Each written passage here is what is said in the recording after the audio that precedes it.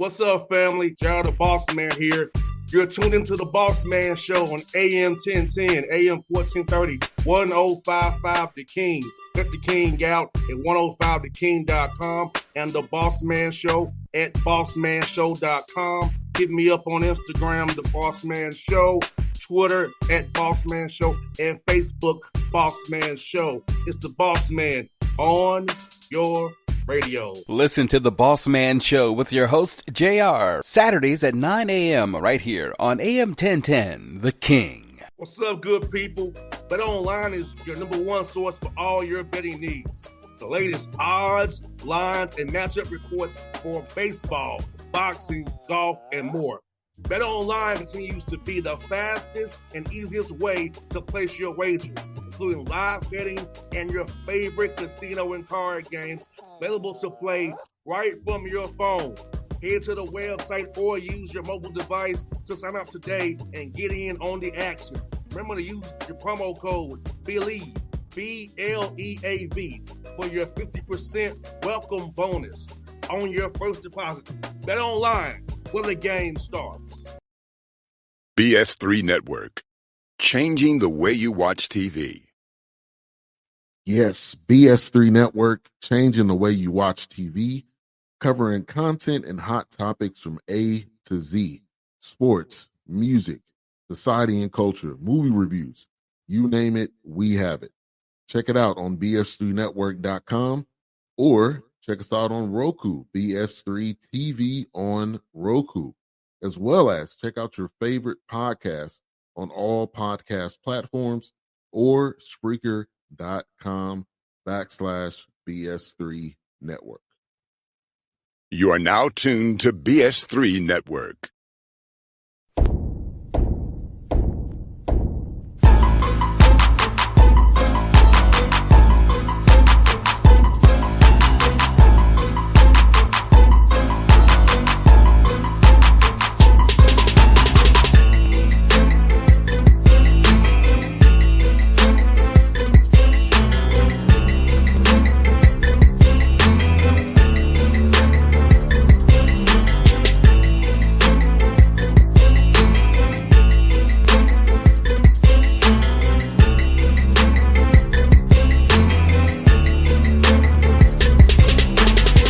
Folks, back on the Bossman Show, we're going to Bowie State to the Bulldogs.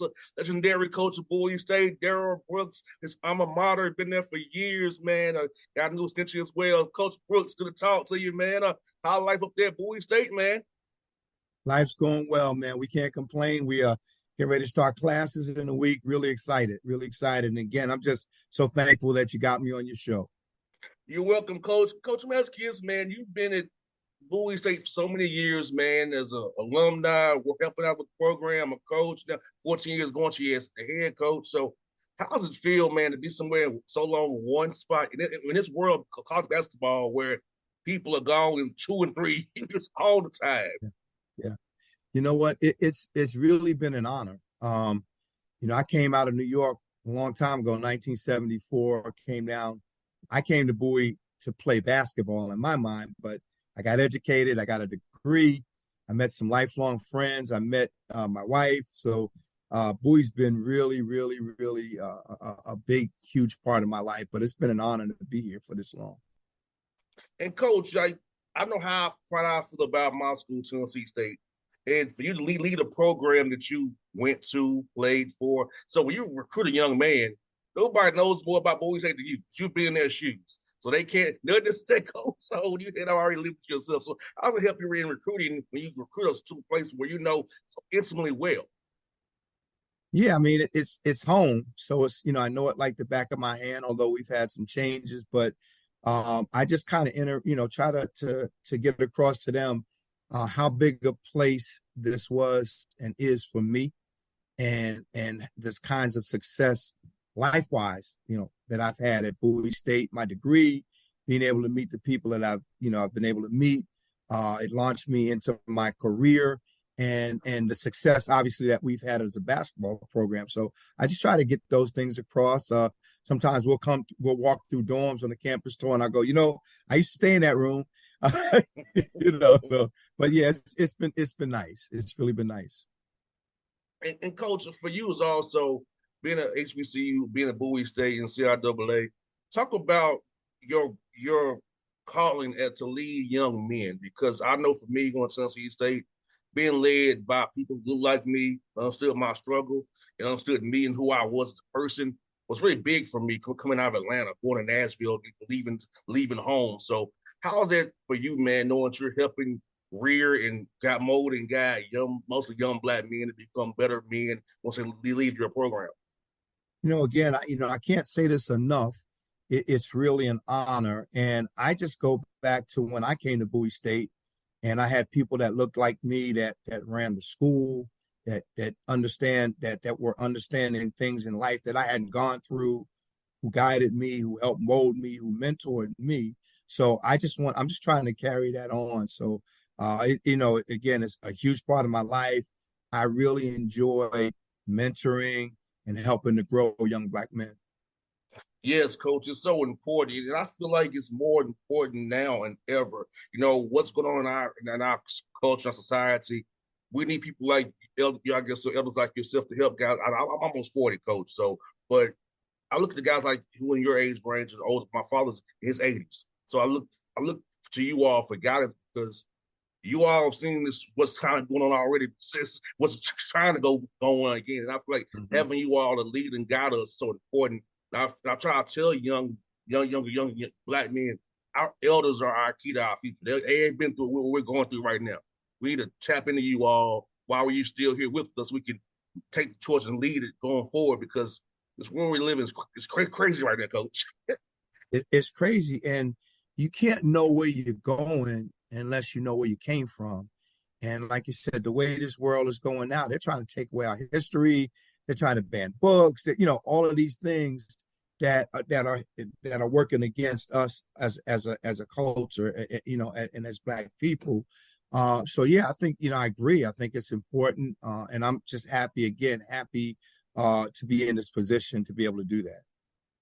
And Coach Meskis, man, I know in your playing career, what point did you decide you wanted to become a coach when you was playing, or did it happen after you got to playing so you want to get into coaching?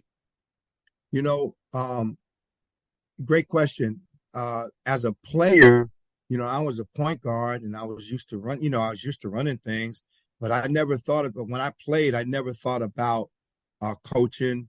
I never thought about like playing in the NBA. Basketball was just a big part of me. I loved it. I played it. I played all the way up into my 50s, but it wasn't until I was working private industry, had an opportunity to work Duke's basketball camp. And this was Coach K's second year there. And just that week, there was a feeling that, came over me like, man, I would love to be able to do this if I ever got the opportunity. Had a great job. I had a family, and I never thought that I would get the opportunity. And God blessed to put me in a position to do that. And Coach, it's funny you say that, because I feel the same way about radio, Coach. I didn't ever think this was my path. I thought I would play somewhere overseas, but it just wasn't in the cards. And my degree is not in communication. It's business. So to be here over a decade later, Coach, and people look to me and I have a platform, and it's like it's surreal, because I never envisioned me, JR, the Coach Nicoblitis, antisocial shy dude, becoming Really?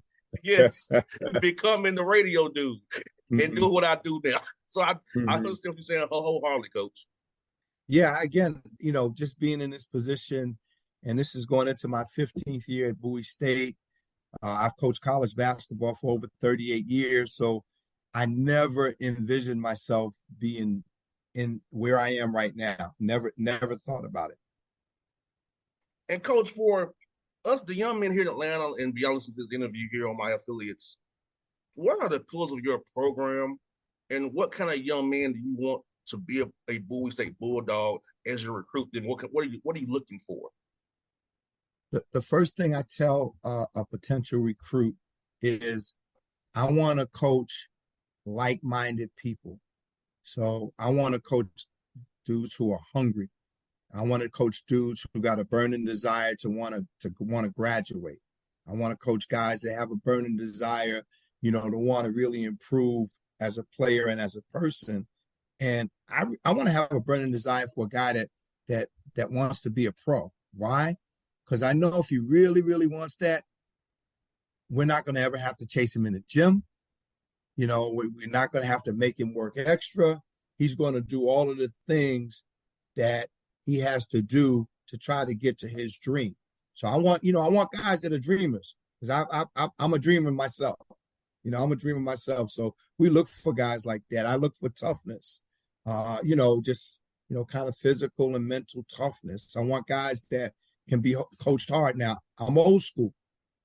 So I'm old school. I've been around, I'm blessed. I've been around college students for 38 years. So I kind of know their language, and, I kind of see what's moving them, but I am old school and I'm true to myself. So I'm going to demand that, you work, that things that you're supposed to do, and do the right things. That's a big part of our program. Do the right thing. No doubt. And Coach, it's funny you say that because I say, my dad the same way. That's why when I was with Tennessee State, I was used to how Coach Side was, because of how my dad was and how you obviously are. Because, like I said, my dad's be 85 years old in 6 days. So Praise God. Praise God. Yeah, praise God. So it's like I understand that. So a lot of guys below, generation behind me, they're used to, a lot of coaches want to be their friends, try to coddle them and placate them. And me working in the NBA, I see that even more, the coddling and the placating and bowing down to them. You really can't coach them in the NBA. They pretty much tell you what they want to do. But it's good to have a guy like you and Coach Side, others who are old school, because it teaches you discipline. It gives you life skills, like being on time, being punctual, working hard. All these things that you are telling us, it comes back to pass, and once the game stops for us. Correct. And again, these young guys, they coming in, they don't understand that, but I feel good that if guys are in our program for multiple years, 2, 3, 4 years, they're probably going to get a degree, and they're going to leave out of here with some things that they didn't have when they came into Bowie State. So we feel good about that. I like to steal this from Mike Tomlin, but we feel this way here. The standard is the standard. We're going to do what we do, all the time. That's how we built it, and we're going to stick to it. Coach, it's funny you say that. I tell my interns that too.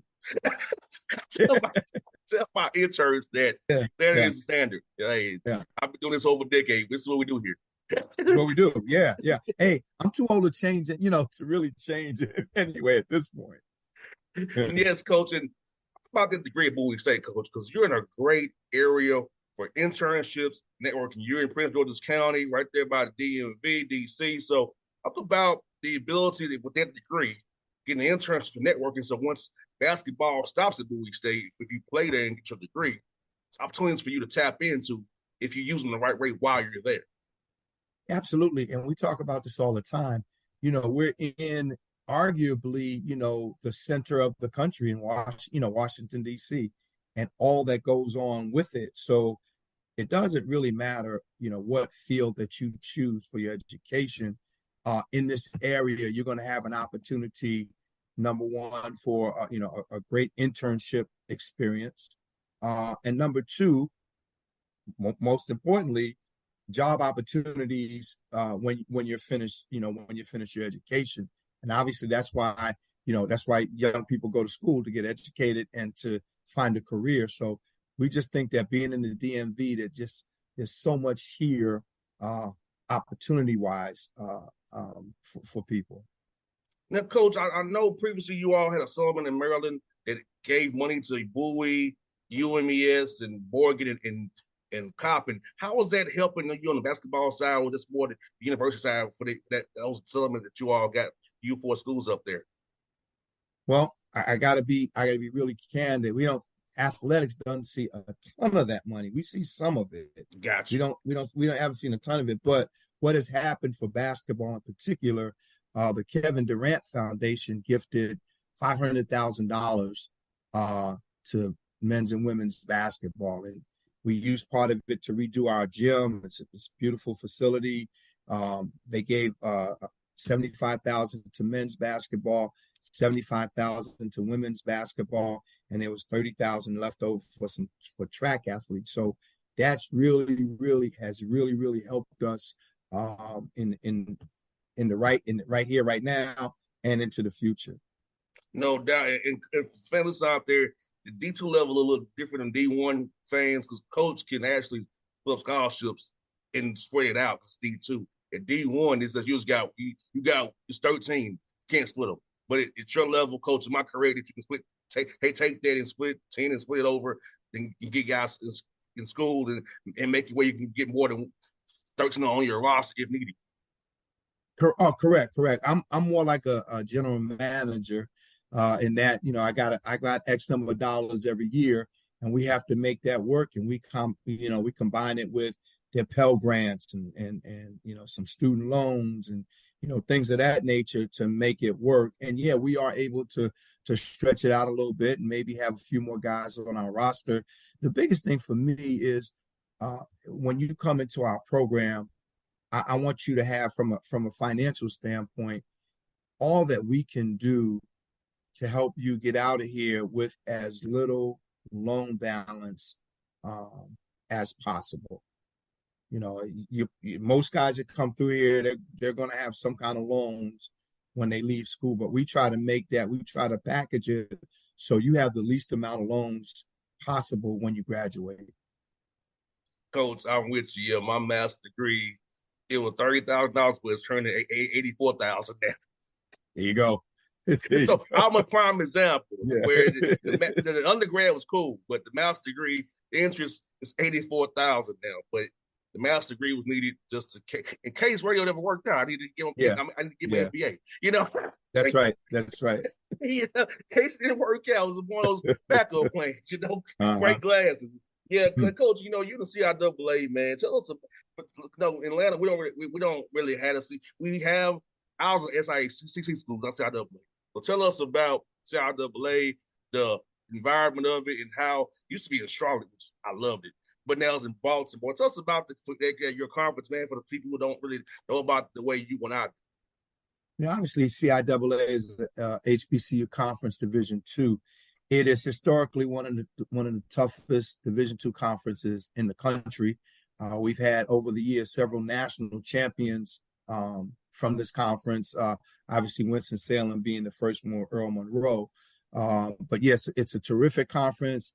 We'll talk about basketball, but just the guys that we have come in here, the different players that have been through here, the level of competition here is terrific. And then you can't talk about the CIAA without talking about the CIAA tournament, which in my mind, and I've been to a lot of different conference tournaments over my career, there's nothing that beats the CIAA tournament and its environment. Nah, it's amazing. I love it's usually the week of my birthday, Coach, so it's even better. So you're there for the whole week then, right? Yeah, it's usually the week of my birthday, so it's all right. There you go. You go. From Atlanta, up I-85 to Charlotte, and it was like I'm at a whole week. I'm chilling, enjoying the birthday week. yeah, for sure. Enjoying the birthday week for sure, Coach. And Coach Metzger, man, scheduling wise in D2, do you get called to get bought by D1s and how is schedule going in D2? I know in D1 you have to buy games and do home and home, do 2-for-1s and things of that nature. So how is schedule different in D2 and then D1? Now, how often you all getting bought by D1s? So scheduling obviously for us is a little bit different because it's regional.